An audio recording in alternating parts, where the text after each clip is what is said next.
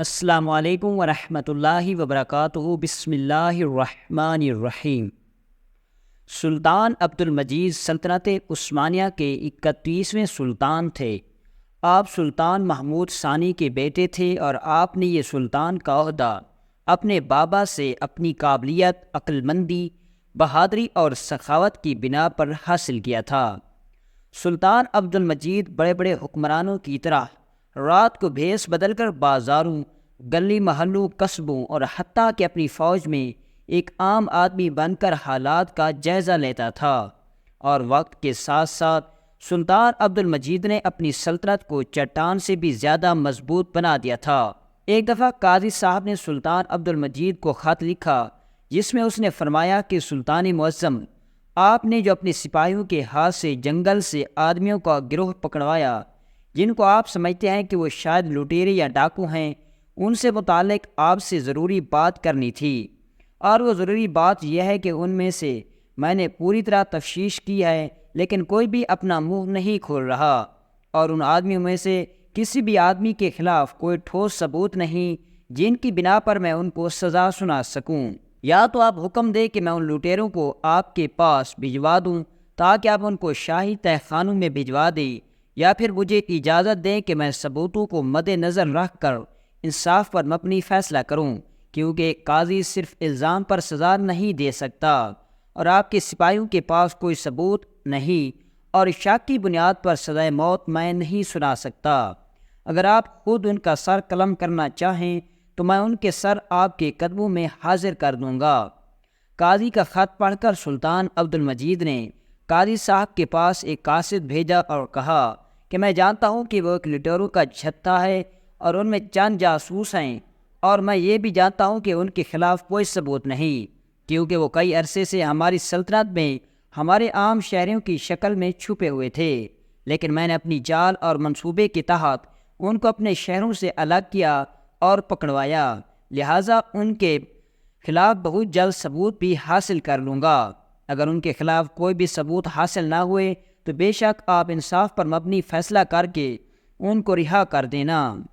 میں کبھی بھی آپ کو ناانصافی کی بنیاد پر فیصلہ کرنے کو نہیں ترجیح دوں گا۔ قاصد کو قاضی صاحب کے پاس بھیجنے کے بعد سلطان عبد المجید تھوڑا پریشان ہو گیا اور کچھ سوچنے میں مصروف ہو گیا۔ یہ ساری صورتحال آپ کا ایک قریبی وزیر دیکھ رہا تھا۔ وزیر سلطان معظم سے مخاطب ہوا اور فرمایا، سلطان معظم، اگر آپ اجازت دیں تو میں ان لٹیروں سے منہ زبانی یہ بیان قبول کروا سکتا ہوں کہ انہوں نے کون کون سے جرم کیے، انہوں نے کون کون سی جاسوسی کی۔ یہ سن کر سلطان عبد المجید وزیر کی طرف بڑی حیرانی سے دیکھنے لگا اور کہا کہ تم یہ سب کیسے کر سکتے ہو؟ تو وزیر نے کہا، سلطان معظم، آپ مجھے اجازت دیں، میں 10 دن کے اندر اندر ان سب کو آپ کے سامنے پیش کروں گا اور وہ آپ کے سامنے اپنے جرم کا اعتراف کریں گے، پھر جو آپ چاہیں گے ان کو سزا دے دینا۔ اگر میں یہ بات ثابت نہ کر سکا تو بے شک آپ مجھے وزیر کے منصب سے برطرف کر دینا۔ یہ سن کر سلطان عبد المجید نے وزیر کو اجازت دے دی۔ اب وزیر ایک دن کے بعد اس جیل خانے میں معائنہ کرنے کے لیے چلا گیا جس میں ان لٹیریوں کو بھی رکھا گیا تھا۔ وزیر کے ساتھ چند سپاہی بھی موجود تھے۔ جب وزیر زندان میں پہنچا تو سپاہیوں نے آپ کو دیکھ کر آپ کا استقبال کیا۔ پھر وزیر نے کہا کہ میں جیل کا مکمل طور پر معائنہ کرنا چاہتا ہوں۔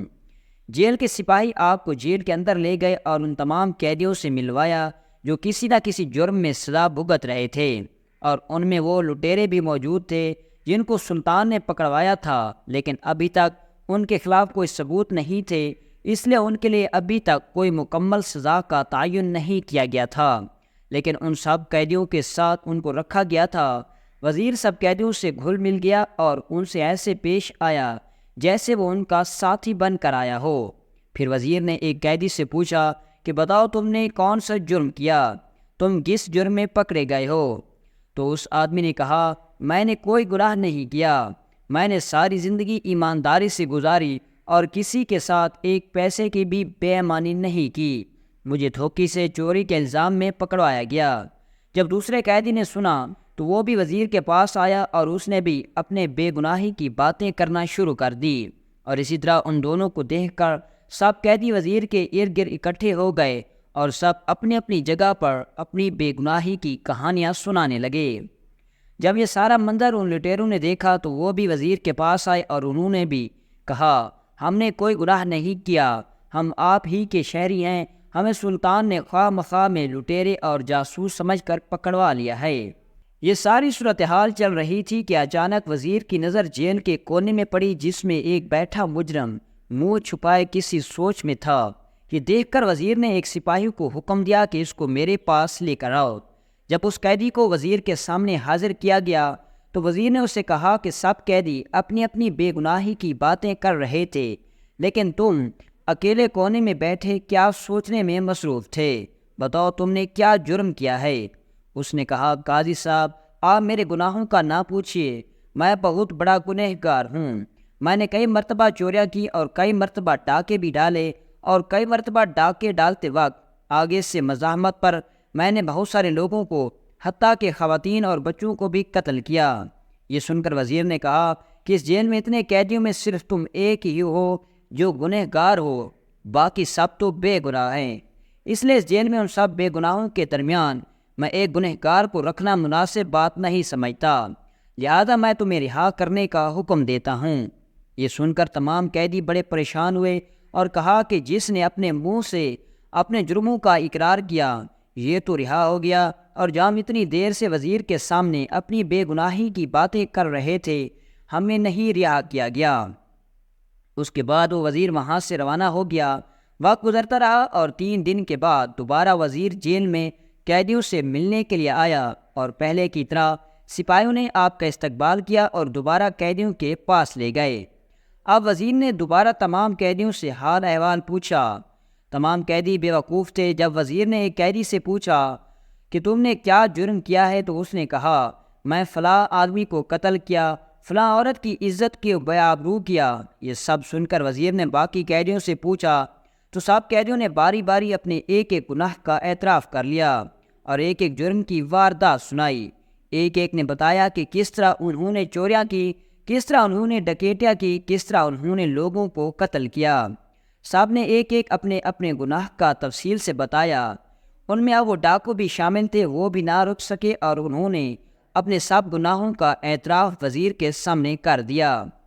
ان سب بے وقوف قیدیوں نے سمجھا کہ پچھلے قیدی کی طرح جس نے اپنے جرم وزیر کے سامنے قبول کر لیا تو وزیر نے اس کو رہا کر دیا، اور اب اگر ہم بھی اپنے تمام جرموں کا اعتراف کر لیں گے تو وزیر ہمیں بھی رہا کر دے گا۔ لیکن وہ بے وقوف یہ نہ سمجھے کہ اس کے پیچھے وزیر کی بہت بڑی چال ہے۔ وزیر نے کہا کہ اگر تم اپنے جرم کا اعتراف سلطان کے سامنے کر دو تو میں تمہیں رہا کروا دوں گا، کیونکہ مجھے سلطان نے حکم دیا ہے کہ جو بھی مجرم اپنی زبان سے اپنے جرم کا اعتراف کر لے تو اسے رہا کرا دینا۔ وہ تمام قیدی وزیر کی چال میں پھنس گئے، کیونکہ اس سے پہلے وزیر ان سب کے سامنے ایک قیدی کو جرم کے اعتراف کرنے پر اس کو رہا کر دیا تھا۔ اب وزیر سپاہیوں کے دستے کی نگہبانی میں ان تمام قیدیوں کو سلطان عبد المجید کے سامنے لے کر حاضر ہو گیا، اور دوسری طرف قاضی صاحب بھی سلطان عبد المجید کے پاس مشاورت کے لیے پہنچ چکا تھا۔ جب ان سب قیدیوں کو سلطان کے سامنے حاضر کیا گیا، اب وزیر نے کہا کہ باری باری اپنے گناہ کا اعتراف کرو، تو سب نے سلطان کے سامنے اپنے ایک ایک گناہ کا اعتراف کیا اور بتایا کہ کون کون سے انہوں نے جرم کیے، اور ان میں وہ لٹیرے بھی شامل تھے جنہوں نے بتایا کہ کس طرح وہ سلطان کے قبیلوں میں عام شہریوں کا روپ لیا اور کس طرح وہ لوٹ مار کرتے رہے۔